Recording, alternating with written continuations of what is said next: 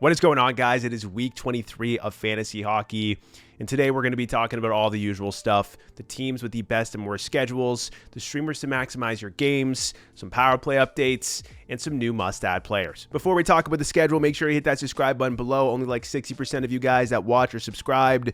Would really appreciate it. I put a lot of work into these videos. We also have a Discord as well. The link is in the description if you guys want to join. And we have an X at FIREDUP Fantasy. I post a lot on there, a lot of useful information. I also want to mention that I recorded this Saturday afternoon. I'm doing this so I give you guys the information as early as possible. And that means that there could be some changes during Saturday night's games, such as power play line changes or injuries that are not included in this video. So if there are any major changes, I will comment those below. All right, now let's talk about the schedule, starting with the most off nights. And in terms of this week, it's pretty standard. Monday, Wednesday, Friday, and Sunday are off nights. Although I will say I have Sunday highlighted as orange here because it's sort of a gray area on Sunday. There's 8 games, which means that there is a chance, if you have a lot of players on certain teams, that you don't have open roster spots on Sunday. But there's also a chance that you might have 1 or 2 open roster spots as well. So like always, make sure you check your schedule and see which nights you have open roster spots on. With that being said, I'm going to talk about the schedule, assuming Sunday is an off night. So let's talk about some of these teams, guys. The best schedule this week is going to be the Vancouver Canucks. They play Monday, Wednesday, Friday, and Sunday. That is 4 games and 4 off nights. And listen, although their opponents aren't the easiest, it is kind of a tough opponent goals against average here for the week. Although that's the case, it's still going to be wise to pick up Canucks players because you want to maximize those games. You want to maximize your points or fill your category. So yeah, Canucks players are probably the best option for this week. In terms of some other teams, we have the Utah Hockey Club, the Devils, and the Islanders, all having 4 games and 3 off nights. Very solid. Then we have 2 teams that have 3 games and 3 off nights, those teams being the Anaheim Ducks and the Chicago Blackhawks. And then we have 2 teams that have 4 games and 2 off nights, those teams being the Dallas Stars and the Montreal Canadiens. I also want to mention a couple of teams that have 4 games and 1 off night. Not the best, but still decent for this week. Those teams being the Ottawa Senators, the Toronto Maple Leafs, the Buffalo Sabres, the Los Angeles Kings, the Red Wings, and the Wild. On the flip side, we do have 2 teams this week that only played twice, those 2 teams being the Panthers and the Bruins.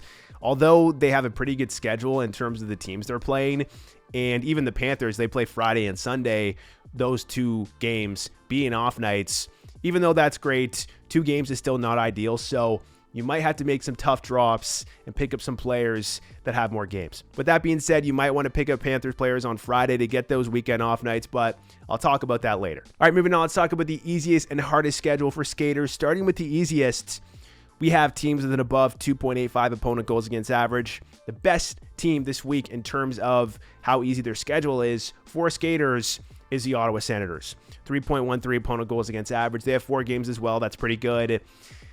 Moving down the list, we have the Leafs, the Flyers, the Vegas Golden Knights, the Bruins, although the Bruins only play 2 games. The Rangers, the Panthers. Panthers also only play 2 games. Then we have the Hurricanes, the Lightning, the Sabres, the Kings, and the St. Louis Blues. If you have the top players on these teams, there is a good chance that they have a solid week. On the flip side, the hardest schedule for skaters, these are teams that are below 2.70 opponent goals against average. We have the Minnesota Wild. They have 4 games and a 2.48 opponent goals against average, so they have very tough opponents. It might be tough to roster some of these players, but 4 games is decent still. You never know, guys. They could overperform even though they have tough opponents. Then we have the Jets, the Canucks, the Blackhawks, the Predators, the Sharks, the Capitals, the Kraken, the Islanders, and the Colorado Avalanche. If you have a lot of top players on these teams, there is a chance that they underperform. Moving on, let's talk about some goalies. Starting with the easiest schedule for goalies, let's talk about the goalies with a below 2.90 opponent goals per game for this week. These goalies have a chance to overperform this week, and they could be good options to pick up. These goalies coming from these teams right here: Vegas Golden Knights, Rangers, Leafs, Bruins, Canes, Jackets, Lightning, Avalanche, and the Dallas Stars. On the flip side, the hardest schedule for goalies, these are going to be goalies coming from teams with an above 3.05 opponent goals per game. They are playing teams that generally score a lot of goals. These goalies are going to come from the Minnesota Wild, the Calgary Flames, the Predators, the Penguins, the Islanders, the Jets, the Capitals, the Flyers, the Canucks, the Kraken, and the Sabres. Now let's talk about the streamers. Like I said earlier, the Canucks have 4 games and 4 off nights, so it's going to be ideal. Make sure you check if you have open roster spots on Sunday. And in terms of the options available, Elias Pettersson could be available still. He was dropped in one of my leagues. I picked him up. I'm very happy with how he's doing, but I'm sure he's been scooped up in a lot of spots at this point. But obviously, he's a number 1 guy. Brock Besser has been really good in the last week. He might have found his mojo. DeBrusk is still a solid option. Philip Hronek, Kiefer Sherwood, if your league counts hits. I think he just smashed the NHL hits record or something like that today. Connor Garland is still an option because he is on that top power play unit. And then we have some other players like Dakota Joshua, Suter, Marcus Pettersson, and then obviously the deeper league guys that I haven't included on this list. We also have teams with 4 games and 3 off nights, and the streamers that you might want to take a look at are right here. These are going to be coming from the Utah Hockey Club, the Devils, or the Islanders. With the Utah Hockey Club, obviously you have the usual suspects. Keller, probably not available, but I included him still. Gunther, still a very solid option who has the ability to pop off guys. He is a very talented player. I could see him having a big week in any given week. Another player that could be available is Logan Cooley, who is now back on the top power play unit over Barrett Hayden. That means he's line 1, power play 1. That is very good, guys. We also have Nick Schmaltz, who's always solid, line 1, power play 1. We have Sergachev, could be available in a more shallow league. Then we have Barrett Hayden, who's no longer power play 1. And then some other guys like Ian Cole, McBain, Dursey, Krause, Kerfoot, etc. Now, in terms of the Devils players, there's not a lot of options, guys. It's just a fact with the Devils. They're pretty top heavy. Obviously, you have Bratt, who I didn't include on here, but you have Heischer, maybe more available in a shallow league. Meyer, who could be available in a shallow league as well. These are line 1, power play 1 guys. Dawson Mercer, who I believe is on the 3rd line right now. That's not the best, but he is power play 1 still as a net front guy. And then you have Luke Hughes, Dylan, Nason, etc. Then with the New York Islanders, you do have some solid options. Not the easiest schedule this week, but still you have those 3 off nights. Bo Horvat's always a great option. Noah Dobson's picking it up, back on power play 1. Cal Palmieri's on power play 1, getting a lot of ice time. He has those peripherals. Jean-Gabriel Pageau is a solid option. Simon Holmstrom is getting like 20 minutes a night, line 1, power play 1. He's like 1% rostered. He's a very sneaky option if you're in a deeper league. Definitely take a look at him. And then you have some other guys like Tony DeAngelo, who's on power play 1, lots of ice time. Anders Lee, who's always solid. Romanoff, who is sick right now, but he puts up those peripherals. And Ryan Pulock as well. We also have players on teams that have 3 games and 3 off nights this week. Those players coming from the Anaheim Ducks and the Blackhawks. Wednesday, Friday, and Sunday, very solid. You can pick them up if you feel scared that somebody else is going to pick them up at the start of the week, or you can wait until Wednesday and get those 3 off nights for the end of the week. And in terms of the Ducks, always a lot of options for Toronto. Terry McTavish. McTavish has been on fire. Lacombe has been very good. Leo Carlson sort of picking it up. Then you have some other guys like Gudas and Trouba for the peripherals. Zegras, Gauthier, Killorn, etc. And then with the Blackhawks, Connor Bedard, obviously. Ryan Donato is still very solid. Teravainen, Murphy for those periffs. Vlasic, he might be power play 1 now. I don't know. He was power play 1 last game. Wasn't power play 1 earlier in the week. Then you have other guys like Bertuzzi, Nazar, however you pronounce it, Mikev, Foligno, and Levshinov. I also want to mention some streaming strategies that you could utilize throughout the week. I just talked about this, but with Ducks and Blackhawks players, you can pick these players up on Wednesday and get those 3 off nights. You can also pick up players on Monday and drop them on Thursday. The only team you can do this with is the Stars because they're the only team that plays on those off nights, Monday and Wednesday. And then you also have the weekend ads, the teams that play Friday and Sunday. Maybe you really need those ads to maximize your games to try to win your week. Those teams are the Canucks, the Ducks, the Utah Hockey Club, the Hawks, the Hurricanes, the Panthers, the Canadiens, and the Winnipeg Jets. All right, guys, let's talk about some power play updates. And just a reminder, I'm recording this Saturday afternoon, so I'm sure some of this might not be 100% accurate because they do make some changes on Saturday night. That just happens with some of these teams. But as of right now, as I'm recording this, these are the changes that we are seeing. Starting with the Buffalo Sabres. Last game, they had Tage, Tuck, Peterka, Zucker, and Dahlin on power play 1. Josh Norris is still injured, but he will be back soon. He's deemed day-to-day, and I'm sure when he's back, Tuck is going back to power play 2. So that's probably what it's going to look like. With the Carolina Hurricanes, Taylor Hall and Jackson Blake are power play 1. Stankoven is power play 2, and Andrei Svechnikov is still out. With the Blackhawks, Leshunov was power play 1 most of the week, but then last game, Vlasic was on power play 1. So we will see what happens there. With the Colorado Avalanche, Drouin is back on power play 1. The Brock Nelson experiment did not last. With the Blue Jackets, similar to Brock Nelson, the Jenner experiment didn't last. So Jenner is back on power play 2, and that means Voronkov is on power play 1. Then with the Oilers, they are switching things up. They might be splitting the units a little bit, but based on practice, what I've read today, they have Bouchard, Ryan Nugent-Hopkins, Jeff Skinner, Zach Hyman, and Victor Arvidsson on the top unit, PP1.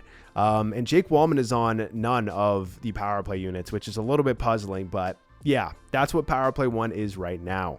I'm sure they might even change it mid-game. We will see what happens. With the Minnesota Wild, this has been an interesting change. Ryan Hartman is on power play 1. That has been big for his value. Gustav Nyquist is back on power play 1, or I shouldn't say back on power play 1. He's power play 1 for the first time this year on Minnesota. And then you have the usual guys, Boldy, Zuccarello, and Brock Faber. With the Nashville Predators, they've been sort of mixing it up, but it looks like Blankenberg has been on power play 1 lately, and that means Shea's been power play 2. Even though Shea's been playing well, Blankenberg having that spot is definitely good for Blankenberg and not the best for Shea. We'll see what happens. With the Islanders, we have Bo Horvat, Kyle Palmieri, Simon Holmstrom, Tony DeAngelo, and Noah Dobson power play 1. With the Rangers in practice yesterday, Alexi Lafreniere was power play 1 and Zibanejad was power play 2. We will see if this lasts. Probably not.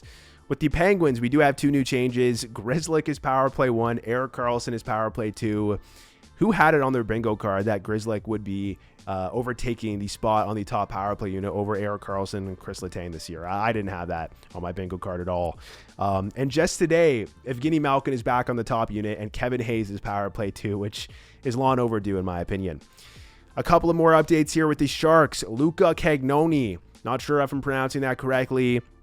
He was called up and had his NHL debut last night. He played like 23 minutes, and he was power play 1 as well. He's a defenseman, could be worth a look in a deeper league.